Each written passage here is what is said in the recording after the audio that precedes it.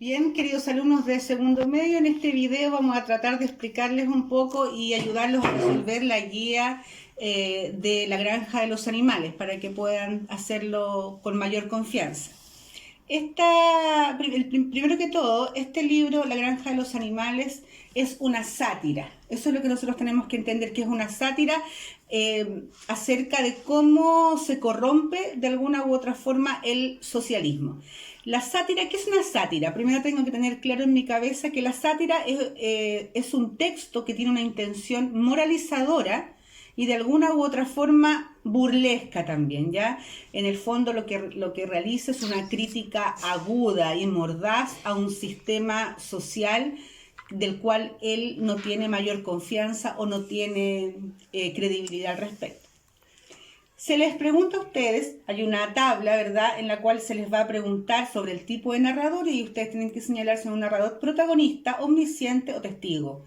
Personajes principales, personajes secundarios, obviamente ahí tengo que ver cuáles son los principales, aquellos que si yo saco la historia pierde sentido, pierde temática, pierde todo. Y los secundarios son aquellos que son un aporte, pero que la historia se puede desarrollar de manera relativamente normal si yo los saco de ahí. Tiempo del relato. El tiempo del relato es algo que nosotros ya vimos el año pasado, pero que lo vamos a retomar en esta ocasión y lo vamos a explicar un poquito. Tiempo del relato. Ahí está. Yo tengo que ver y ser capaz de comprender qué tiempo utiliza el narrador para contarme los acontecimientos. Un narrador puede utilizar un relato cronológico, es decir, los va narrando en la medida en que estos van sucediendo. Si es así, si no hay ningún salto temporal, si los hechos se empiezan a narrar en la medida en que van sucediendo, yo digo que la narración es ab ovo, desde el huevo, desde el inicio, desde el comienzo. Si por esas cosas de la vida la narración comienza en la mitad y el narrador lo que tiene que hacer es ir hacia el pasado, recordar algunos hechos para volver al presente y retomar, es decir, está en in media res, partió desde la mitad. Si por el contrario, también me puedo encontrar con textos que están escritos desde el final, es decir, lo que hace el narrador es recordar todos los acontecimientos, es in extrema res. Una de estas tres alternativas es la que yo debo poner ahí, escribir ahí. El texto La granja de los animales está escrito en ab ovo, in media res o in extrema res, ¿ya? Eso es lo que yo tengo que diferenciar. Luego viene la temática del libro. ¿Qué tema trata? Esto tiene que ver con todo lo que yo les entregué acerca de una de las guías que hablaba acerca del tema, que tiene que ver obviamente con el socialismo y esta sátira. Lugar en el cual se desarrolla la obra. Como toda esta obra es una metáfora, ¿cierto? Porque se utilizan estos animalitos y los chanchitos y los perritos para señalar un sistema de gobierno, yo tengo dos alternativas. Señalar que se desarrolla en una granja, que eso sería de manera literal, pero también puedo señalar en qué país o a qué país estaría haciendo alusión. Luego vienen tres cuadritos más en los cuales ustedes tienen que explicar o señalar cuál es el ambiente físico, el ambiente psicológico y el ambiente social. Aquí me voy exclusivamente a la granja, ¿verdad? El ambiente físico, yo describo la granja, ¿ya? No voy a poner la granja, pongo la granja y añado una breve descripción de esta, ¿no? Ambiente psicológico. ¿Qué es el ambiente psicológico? Todas las emociones, las sensaciones, los sentimientos de los personajes.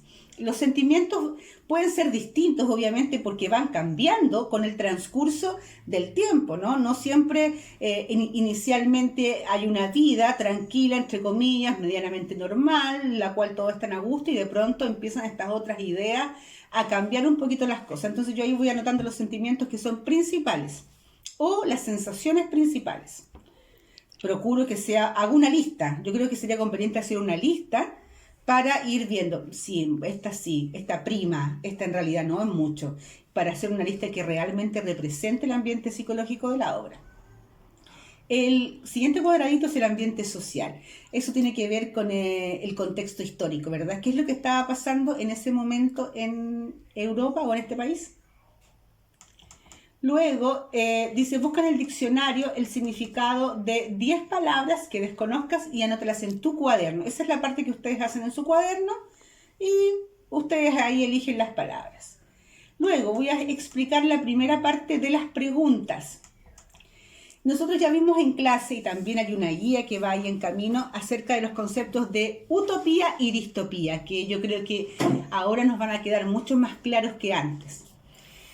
Número 1, ¿cuáles son los conceptos de utopía y distopía presentes en el relato? Explico. Aquí tiene que ver con los chanchitos, ¿cierto? Los chanchitos presentan una utopía, es decir, cómo podría ser su vida mejor que otras. Entonces aquí defino yo qué es lo que ellos consideraban utópico, el mundo perfecto, ideal, y qué es la distopía, aquel mundo que no quisieran tener. En el relato los voy identificando. Luego dice extrapolar, pregunta número 2. Y esto lo vamos a asociar a lo que ocurre hoy en día. Dice, el mundo entero hoy enfrenta una situación dramática a nivel de salud. Explica a través de mínimo 2 puntos por qué esta pandemia puede asociarse a un mundo distópico. Nosotros vimos algunas sinopsis de algunas películas. Hemos tenido la oportunidad también de conversar acerca de lo que es la distopía y la utopía, por ende. Me voy a la pregunta nuevamente. Explica a través de mínimo 2 puntos por qué esta pandemia puede asociarse a un mundo distópico. ¿Qué pasa en el ser humano? ¿Qué pasa a nuestro alrededor? Que esta pandemia puede efectivamente ser considerada una distopía. Ahí yo puedo tomar distintos aspectos. Por ejemplo, puedo tomar la conducta propiamente tal del ser humano en las compras del supermercado, por ejemplo. ¿Verdad? La gente se mostraron muchas noticias en las cuales trataba de acaparar distintos productos que no necesariamente iba a necesitar, vueltos locos, impidiendo que otras personas quizás pudieran comprarlo. Eso fue lo que pasó, por ejemplo, con muchos productos de primera necesidad que se fueron agotando porque otras personas tuvieron esa avaricia de acapararlos. Eso es un elemento totalmente distópico, porque obviamente se dice que en estas circunstancias sale lo peor de cada ser humano. O lo mejor, ¿cierto? Entonces ahí tengo un punto. El otro punto quizás podría ser el tema de la salud, de que efectivamente nos estamos enfrentando ante un virus que no tiene cura, un virus que es invisible, ¿cierto? No lo podemos ver, por lo tanto provoca mucho más temor, mucha más angustia, etc. Ahí yo puedo tomar los puntos que yo quiera, pero en el fondo es extrapolar el concepto de utopía, llevarlo a la realidad que está viviendo nuestra sociedad, nuestro país y el mundo entero hoy en día. Capítulo número 1. Dice, averigua qué es una arenga y descubre al menos 2 líneas del capítulo que correspondan a este concepto y transcríbelas. Lo primero que yo tengo que hacer ahí es buscar en el diccionario el significado de la palabra arenga.